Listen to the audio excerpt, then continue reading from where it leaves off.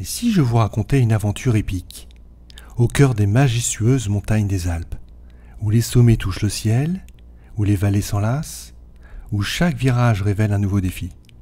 Bienvenue sur la route des Grandes Alpes.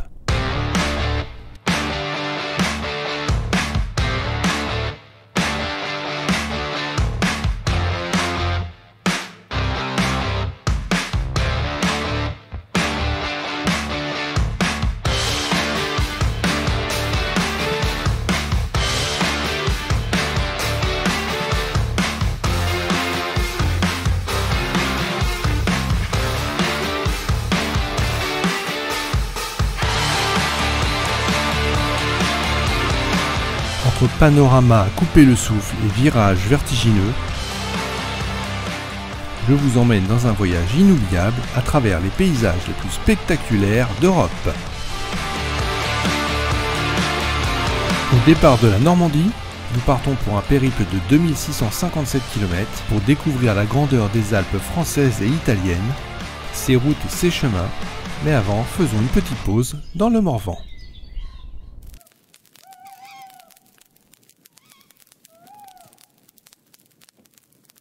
Près de l'étang, après une nuit paisible et un sommeil réparateur, nous avons pu tester notre matériel de bivouac. La matinée est paisible. Une sensation de calme, mais aussi d'excitation, nous envahit peu à peu. Car aujourd'hui, nous nous rapprochons de notre destination tant attendue. Plein cap sur Annecy.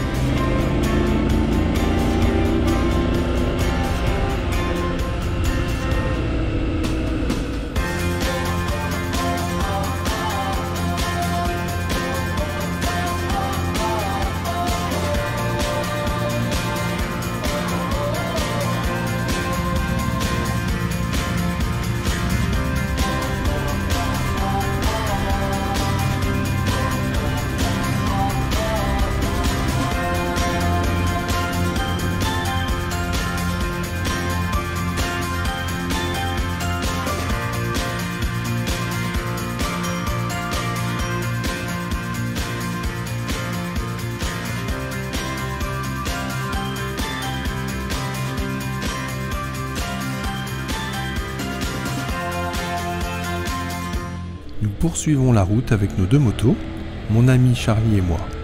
Au fil de notre aventure, nous serons rejoints tour à tour par d'autres motards, tels que Cyril, Alexis, Gabi.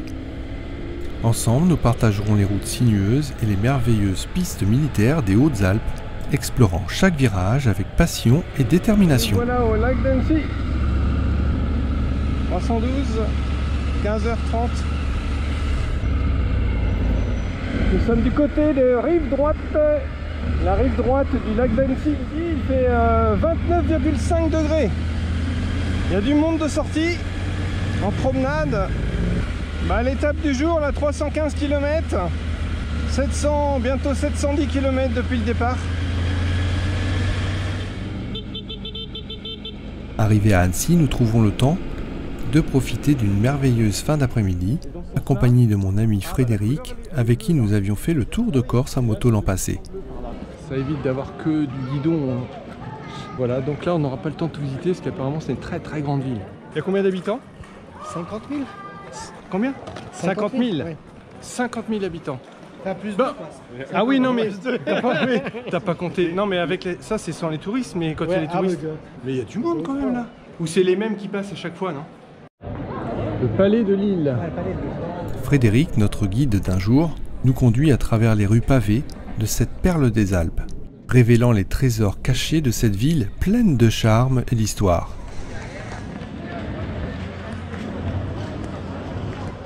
Après avoir fait le tour du lac d'Annecy, surnommé le lac bleu des Alpes, nous terminons la soirée en dégustant une délicieuse tartiflette faite maison, savourant ainsi un plat convivial qui nous plonge immédiatement dans l'ambiance des Alpes. Ah bah non, c'est une fondue, tiens. Il nous donne ainsi l'énergie nécessaire pour débuter cette grande aventure.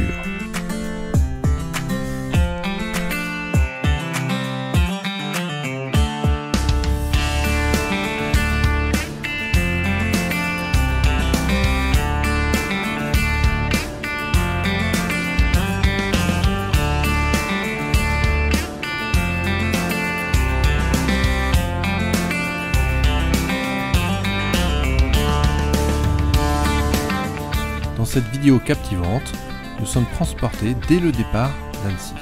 Le soleil radieux nous accompagne, malgré les prévisions météorologiques pessimistes. Nous entamons avec enthousiasme notre première journée en débutant par l'ascension du col des Aravis.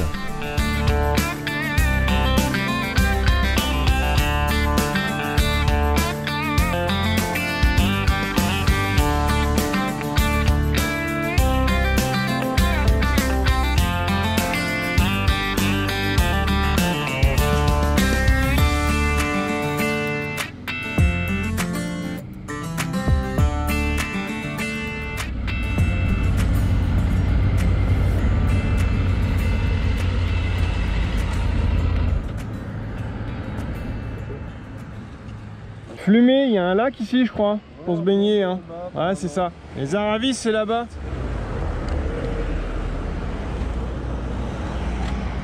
J'espère qu'il n'y a pas de bus à cette heure-là. Ouais, tu vois, la Clusa c'est là-haut, là, vraiment tout là-haut. Ouais, c'est juste après la Aravis, tu redescends sur la Clusa. Regarde, la Clusa c'est ici là. Tu veux faire tout un aller-retour de tout ça? Bah c'est surtout que si tu veux faire la route de la soif, c'est aux Aravis. C'est au milieu entre deux, non? Après un court arrêt au village de Flumé, pour repérer le point de départ de la route de la soif, et y tester nos équipements sur des pistes en pierre, nous avons pris la route en direction de la Gietaz, savourant chaque virage, en direction du col des Aravis.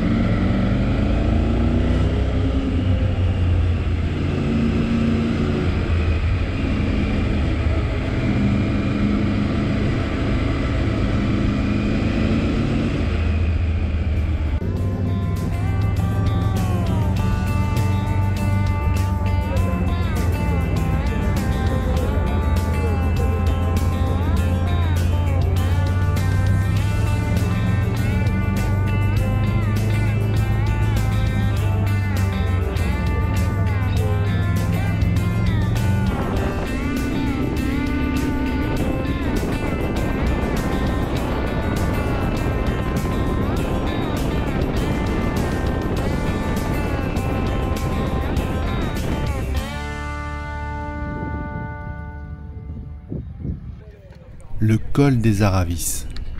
La majesté de ces montagnes nous laisse sans voix. Tandis que le départ de randonnée des Aravis attire des passionnés de nature, après une courte pause, à nouveau, impatients de tester nos motos et notre chargement, nous prenons la route de la soif.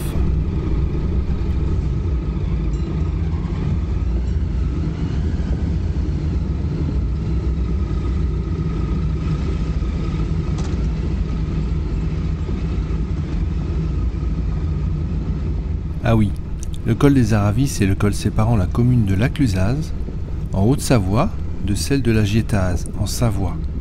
Il est le point de passage le plus bas traversant la chaîne des Aravis à 1486 mètres d'altitude. Il est parfois franchi par le Tour de France. Enfin, à 42 reprises tout de même, depuis 1947. De façon globale, les marmottes vivent dans les montagnes entre 800 et 3000 mètres d'altitude. Il est possible d'en voir près des Aravis. Du côté du Grand Bornand par exemple. Mais aujourd'hui, nous n'irons pas sur ce versant. Ah mince, on était bien parti, mais là, je m'arrête. Il est nécessaire de déconnecter les assistances électroniques. Alors, passage en mode off-road.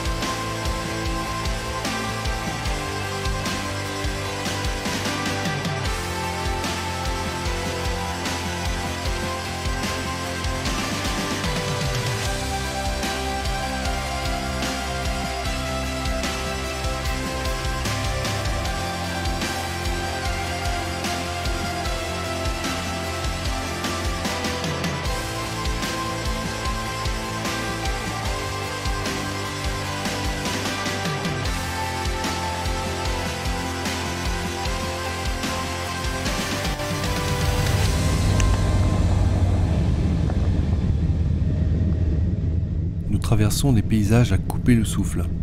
Au pied de cette magnifique chaîne montagneuse, nous sommes prudents sur cette piste. Les Aravis attirent beaucoup de promeneurs et de vététistes.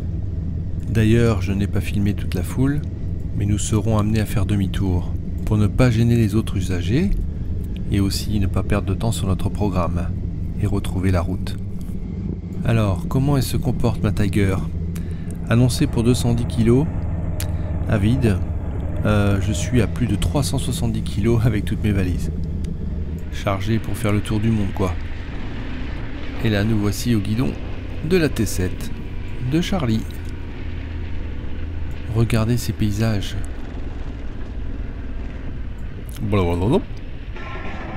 Savez-vous à quoi ça sert? Dites-moi en commentaire. Et blague à part, ça s'appelle un passage canadien. Ce sont des barrières au sol, en forme de rouleau, conçues pour dissuader les animaux de franchir une clôture, tout en laissant le libre accès aux véhicules. Il repose sur le principe de la peur du vide des animaux.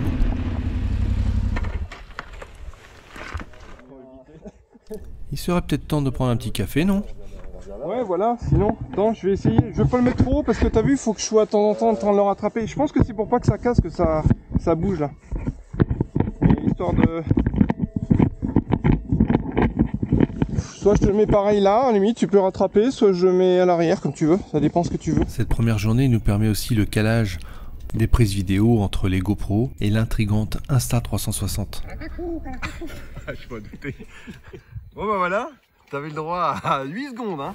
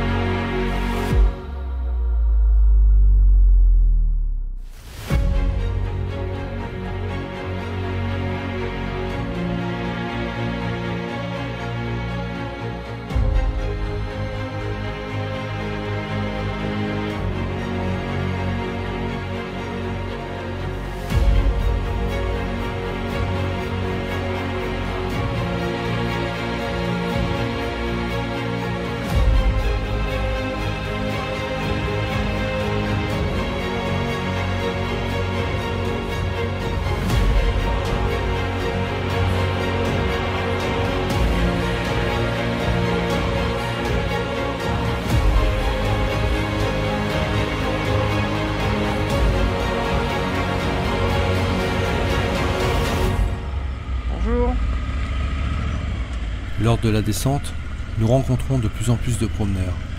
Il est vraiment grand temps de rejoindre la route.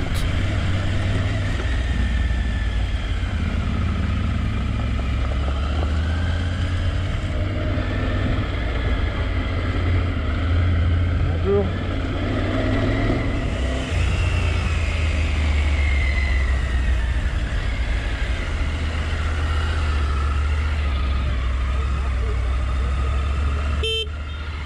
Nous rejoignons l'asphalte pour le reste de la journée.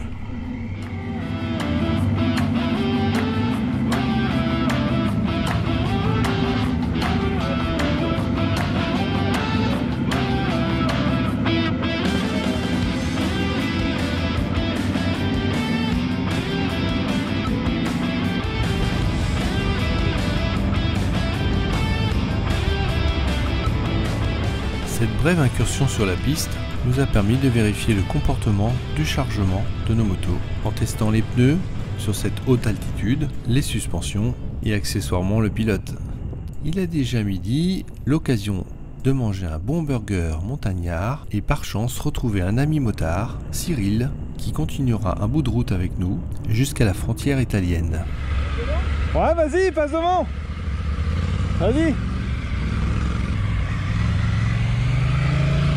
Allez, saisis.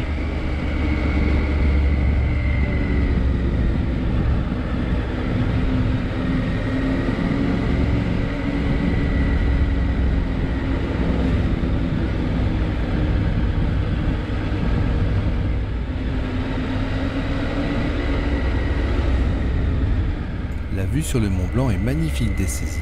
Non, il y a de la neige là-haut.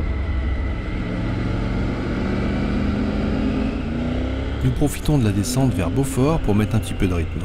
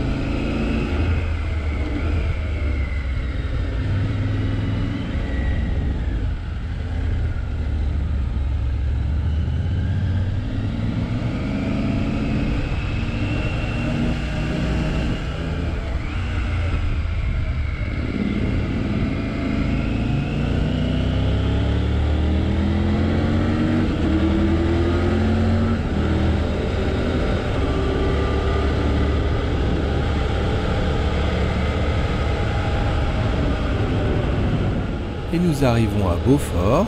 Nous sommes dans le massif du Beaufortin. Beaufort. La coopérative. Il est de vaches de haute montagne. Arèche.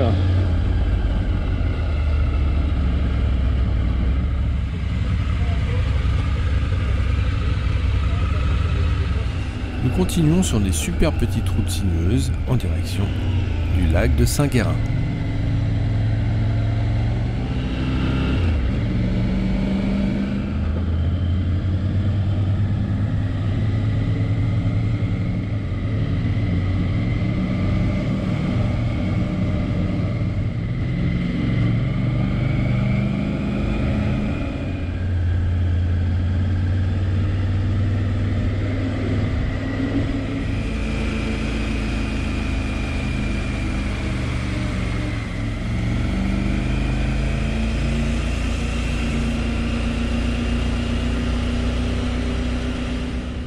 Le lac Saint-Guérin, le premier des 3 lacs que nous allons découvrir aujourd'hui.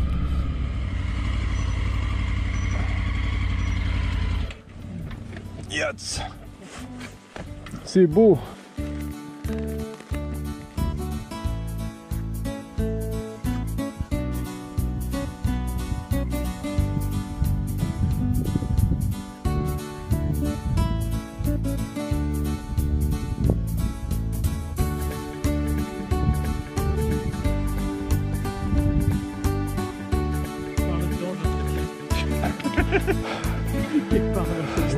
T'embête pas, il fait chaud.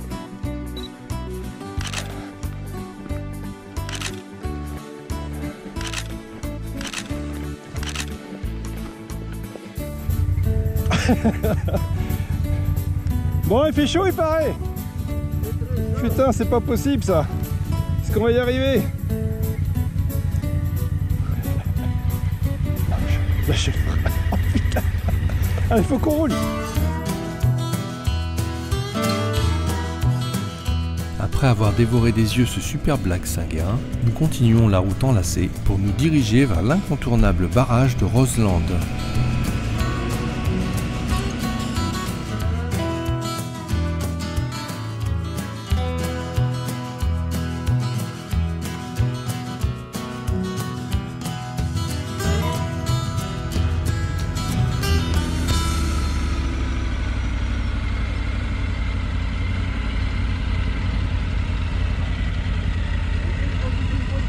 Ouais, attends.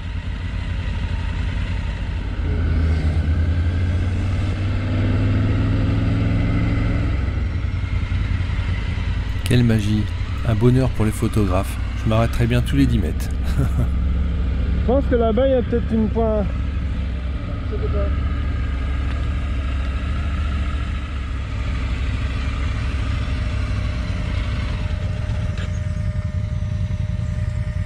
Bonjour.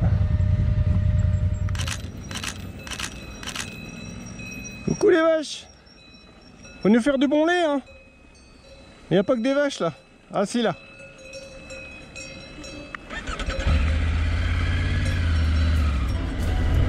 Les vaches de Roseland.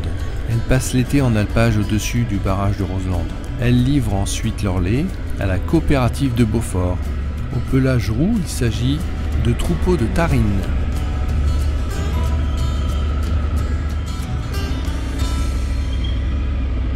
Ah, merci. Merci.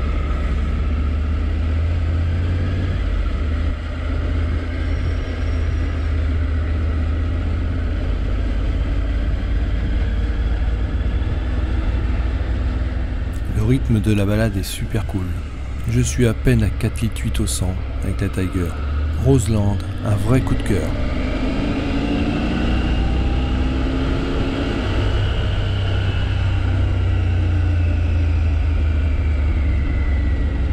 Bonjour.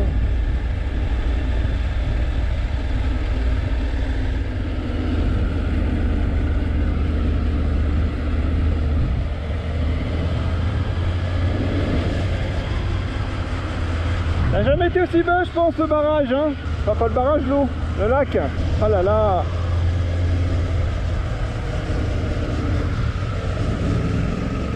Comme la plupart des barrages construits à la même époque, souvent après-guerre, le barrage de Roseland a été construit en 1955.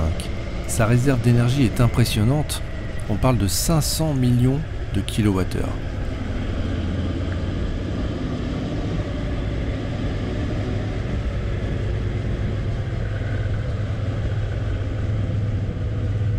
Il a fallu quasiment 7 ans pour construire ce barrage. Près d'1 million de mètres cubes de béton, coulé à un rythme journalier de 1500 à 2000 mètres cubes. Le barrage de Roseland est réputé pour être le plus esthétique des barrages de Savoie. Une muraille de béton de plus de 150 mètres de haut, dressée à 40 km d'Albertville.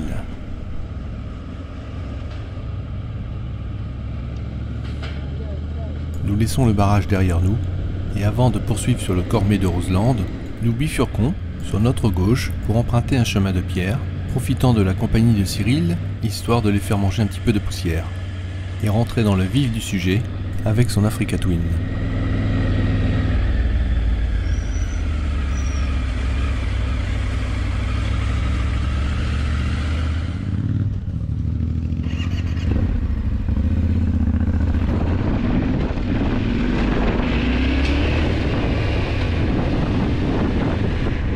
Sur notre gauche, nous avons le lac de la Gitaz.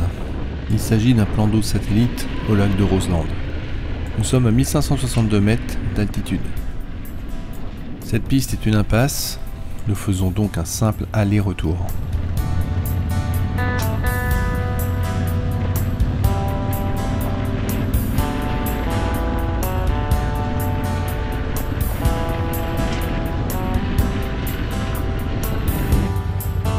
Retenue de la Gitaz.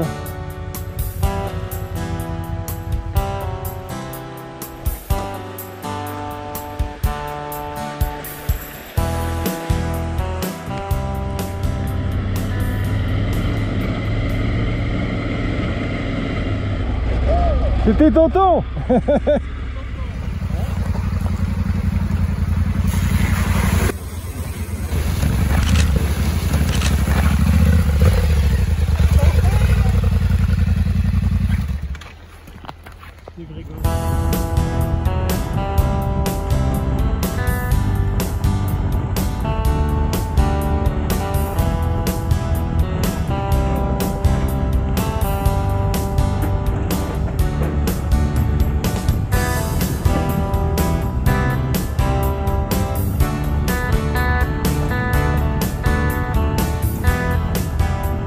Après avoir exploré les alentours de ce petit lac, il est temps de rejoindre notre itinéraire routier sur la route des Grandes Alpes.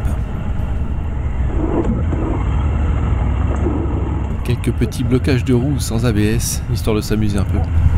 Et c'est là. Bon. Il veut faire le malin. Ça fume un peu quand même.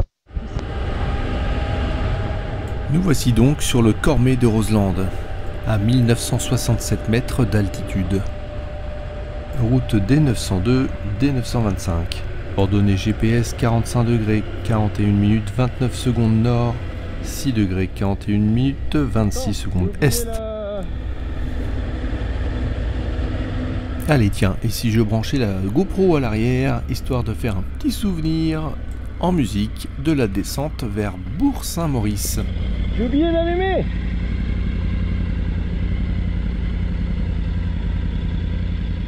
C'est bon.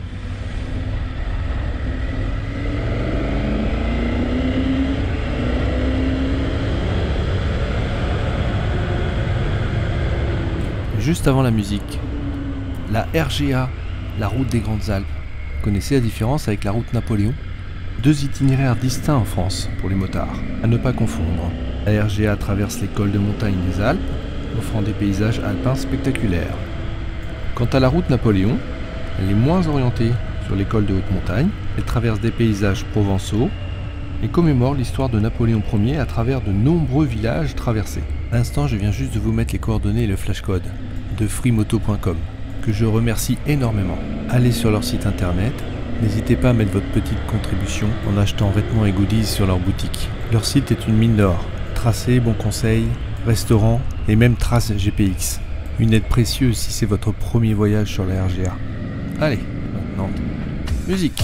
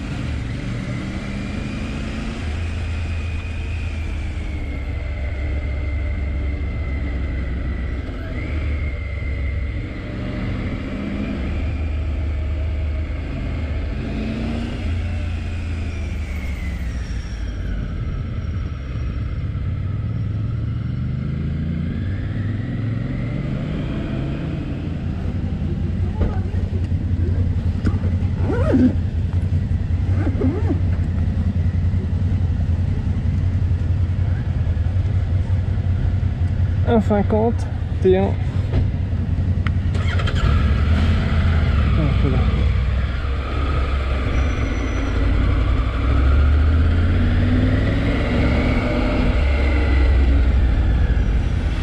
« 170 km pour l'étape du jour, du lundi. Donc nous avons poussé un peu plus loin, puisque pour finir, nous ne sommes pas partis depuis Thonon-les-Bains, mais nous sommes partis depuis Annecy. Nous avons rejoint directement le col des Aravis, en passant par Ugine, Flumet. Donc du coup, comme on a d'avance, c'est qu'on a un beau soleil. On ne s'arrête pas à Beaufort comme prévu, mais à Bourg-Saint-Maurice. Donc on vient de faire les courses pour le dîner de ce soir. Et là, on va vers un petit spot qui a l'air sympa, au bord de l'Isère.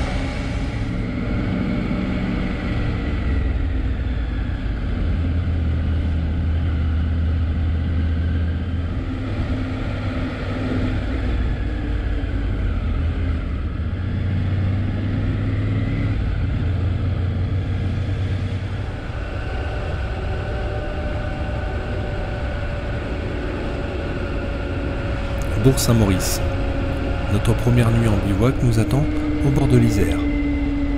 C'est l'occasion parfaite de nous tester, de tester notre équipement, de profiter du calme de la nature environnante. Alors que la nuit tombe, nous nous installons confortablement, bercés par le doux bruit de la rivière et le chant des oiseaux. Ah oui, en effet, là, ça pour suivre l'eau, on suit l'eau. Oui, en effet, il y a de l'eau. Puis la fatigue nous gagne vite, mais l'excitation pour la journée à venir nous tient éveillés. Est-ce que là ça va ou on essaie d'aller voir un peu plus loin? On peut regarder ce qu'il y a plus loin, sinon là c'est vrai, c'est bien là. Hein? On arrive au bout du chemin. Ah, on est au bout du chemin? Ah bon, on se met là alors. C'est peut-être pas la peine d'aller se mettre dans de la galère. Ouais, on se met là. C'est pas mal là. Une fois notre camp monté, nous échangeons quelques mots avant de nous laisser emporter par le sommeil.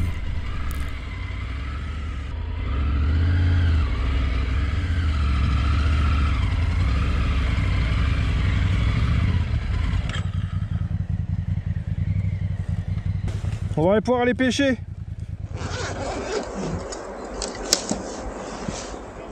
Ah ouais? Comment? Non, il dit qu'il y a une place privée, mais... MMM. Petit souvenir de la MMM, March Moto Madness. Une belle plaque souvenir nous avait été offerte en 2022. Très utile, la preuve. Ah, il y a de la bestiole. On va se faire piquer.